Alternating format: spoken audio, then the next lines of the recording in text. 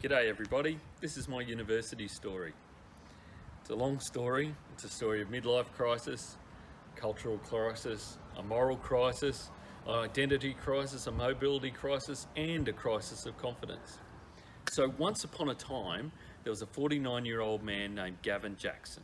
That's me.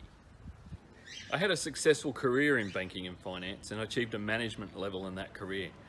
And at the same time, I was heavily involved in a community service club, doing various projects and fundraisers for members of the community. And I loved doing this. It was then I was introduced to the concept of altruistic service, which, although it's very rewarding on a personal level, it was diametrically opposed to the self-served values of my banking career. So after a while, I got sick of that and I left the bank and I bought a donut shop. It's not as good as it sounds. Came with a whole heap of its own challenges.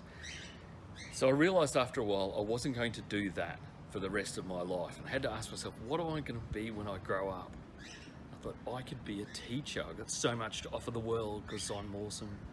I want to be a teacher when I grow up. So I went to uni and I was accepted to uni. So I was studying and working 7 days a week. And after a while, my body just packed it in and I developed multiple sclerosis, so that left me unable to work after a while. The health complications that came with my diagnosis made me think I wouldn't be able to be a teacher by the time I graduated.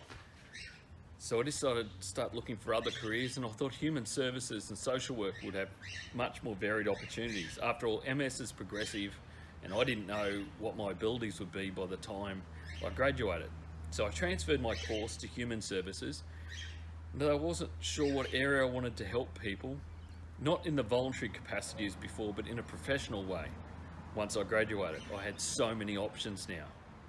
And then just for a bit of fun, I lost my ability to drive, which made getting to university a bit difficult. And once we moved away from major transport corridors, an exhausting trip of over 2 hours each way to uni seemed impossible. That's when uni stepped up. I was able to do most of my courses online. Though it lacked all the interaction, it was rewarding in its own way, and I was progressing along the way to get my degree. What could I do with that degree? I was having a major identity crisis. Who was I? And what could I possibly offer to society? That basically brought me through towards the end of my degree, and I had to attend a placement. University placement, and not being able to, I thought that wouldn't be a problem. I could get myself to and from a job with public transport, but it was more than that. The type of placements I needed required people with a license and to be able to go out and visit clients or have the ability to help relocate people. So these are things I couldn't do, and I'm thinking, what am I ever going to be able to do with this degree? And that's when university came through again.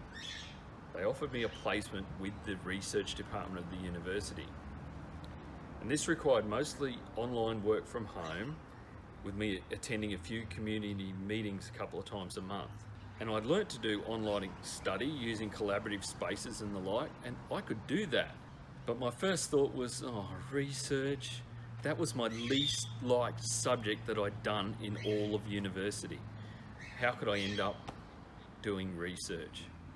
But I found out there's plenty of research jobs, as I found out because I was being involved in community groups that relied on research for funding and development. And being involved with these community groups showed me the decision makers, the policy writers, the people behind the people, and the career opportunities in that space are endless, and I had no idea.